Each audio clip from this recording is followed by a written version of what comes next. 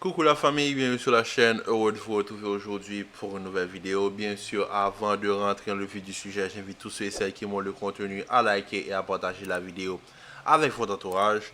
Sur ce, revenons sur ce match du Real Madrid, victoire 2-0 à domicile avant la trêve internationale, victoire face au Betis de Séville, doublé de Kylian Mbappé.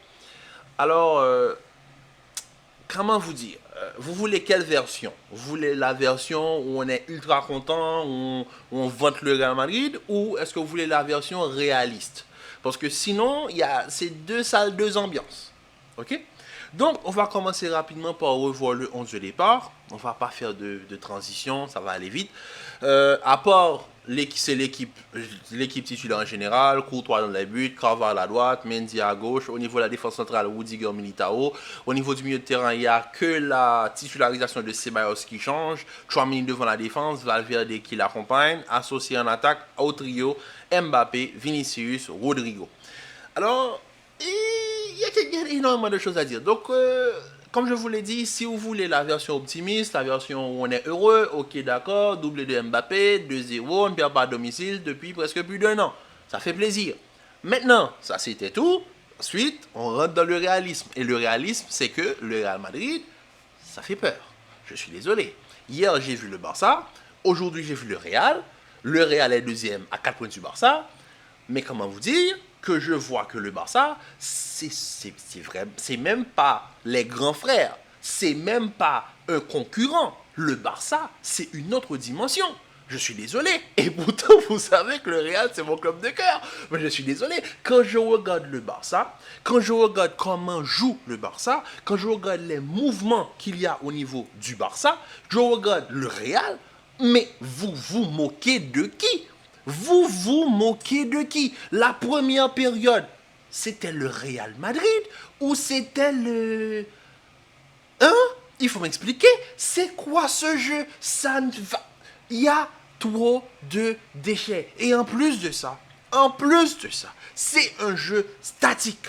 Quand je dis statique, c'est que quand Rudiger a la balle, par exemple, il y a Mendy, il est sur son côté. Il bouge pas. Il ne vient même pas fermer, venir proposer vers l'intérieur pour essayer de combiner avec Tchouaméni. Quand Rudiger a la balle, Militao, il se dédouane de toute obligation, il ne vient pas demander la balle. Tchouaméni, quand il voit que Rudiger prend la balle de 5, 10, 15 secondes, il vient se proposer.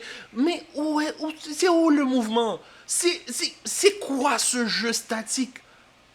Et on espère quand même, avec ce genre de jeu-là, s'imposer face à des adversaires sérieusement, sans avoir ce joueur qui apporte cette énergie, qui apporte cette percussion. Il a fallu que Brahim, que Fran rentre pour avoir un minimum de mouvement. C'est pas sérieux. Je suis désolé, ce n'est pas sérieux. Le premier but, on voit Brahim qui va se tuer pour récupérer le ballon. Je suis sûr que si Brahim n'était pas rentré, il n'y a aucun des 11 titulaires qui aurait fait ce que Brahim a fait aujourd'hui quand il est allé se battre pour récupérer le ballon. Je suis désolé. Quand on regarde cette équipe, c'est amorphe. La première période, c'est une première période d'équipe de 50e division. Même les équipes amateurs ne jouent pas comme ça. Et pourtant, on parle du Real Madrid. Comme je vous l'ai dit, avec cette équipe, on ne peut pas être tendre. On ne peut pas être dans l'attente. Cette équipe-là a de grandes promesses. Cette équipe a peut-être le potentiel futur Ballon d'Or. Cette équipe a quand même l'un des deux, quand même, pour ne pas dire 3 des 5 meilleurs joueurs au monde. Quand même, bon, même 4, parce que Carvalho, quand même, c'est le meilleur latéral droit au monde, je ne vais pas se mentir. Donc, quand même, quand tu vois une équipe qui comporte 4 des 5 meilleurs joueurs au monde, tu ne peux pas t'attendre à avoir un jeu aussi amorphe. Je suis désolé. Je suis désolé. Non seulement dans le dispositif, parce qu'aujourd'hui, que Mbappé, Vinicius cherche Mbappé. Vous avez vu le nombre de déchets, comment Mbappé rate les ballons? Vous avez vu cette obsession qu'il avait avant de marquer, de garder, de vouloir toujours faire plus. Mais pourtant, je vous l'ai dit, quand on regarde le Barça, c'est pas dans le fait de faire beaucoup plus qui va changer quelque chose. C'est d'abord de penser au collectif. Tu te donnes pour l'équipe, ensuite les résultats viendront après. Les stats viendront après. En première mi-temps, on a un Real Madrid qui ne joue absolument rien. Le Real Betis aurait pu même mener au score. Dieu merci, tous les ballons sont passés à côté, même la tête d'Abdé qui frôle vraiment là-bas, le poteau. Ensuite, en deuxième mi-temps, on apporte. Et en deuxième mi-temps, le début de la deuxième mi-temps, c'est pareil. C'est pareil. Pareil. À part Vinicius qui est là à haranguer la foule, c'est pareil. Amorphe. Peu de mouvement. Il a fallu qu'on attende encore 20 minutes pour que finalement, le Real nous montre un visage même pas bon. Un visage potable. Je préfère utiliser le terme potable. Un visage où tu te dis, voilà, au moins ils peuvent faire ça. Même pas, voilà, c'est ça. Parce que je sais que le Real, ce qu'ils ont fait entre la 65e et la 90e, ils ne peuvent pas le faire sur 90 minutes. Ils ne peuvent pas le faire. Le Real Madrid d'Ancelotti a toujours été l'équipe d'une mi-temps. Donc, cette débauche d'énergie-là qu'ils ont eue entre la 65e et la 90e, ils ne l'auront pas pendant 90 minutes. C'est impossible.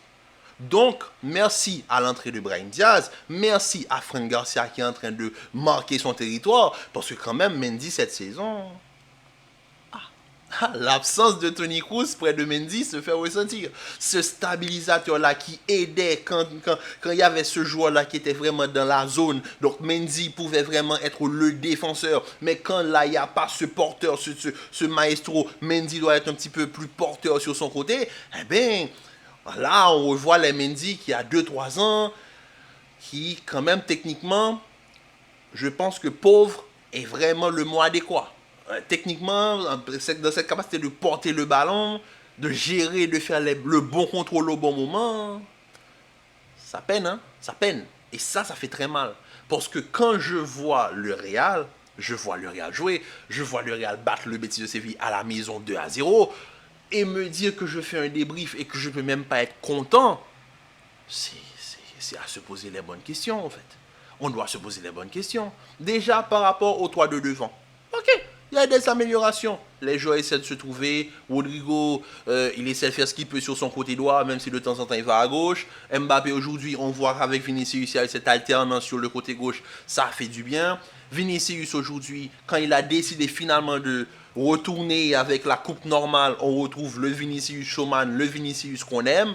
Même si quand même il a eu beaucoup de déchets, mais quand même Vinicius a fait le show. Mbappé a marqué un doublé. Rodrigo a fait un plutôt bon match. Peut-être le point positif, c'est au niveau du milieu de terrain avec Tchouaméni aujourd'hui que j'ai beaucoup aimé.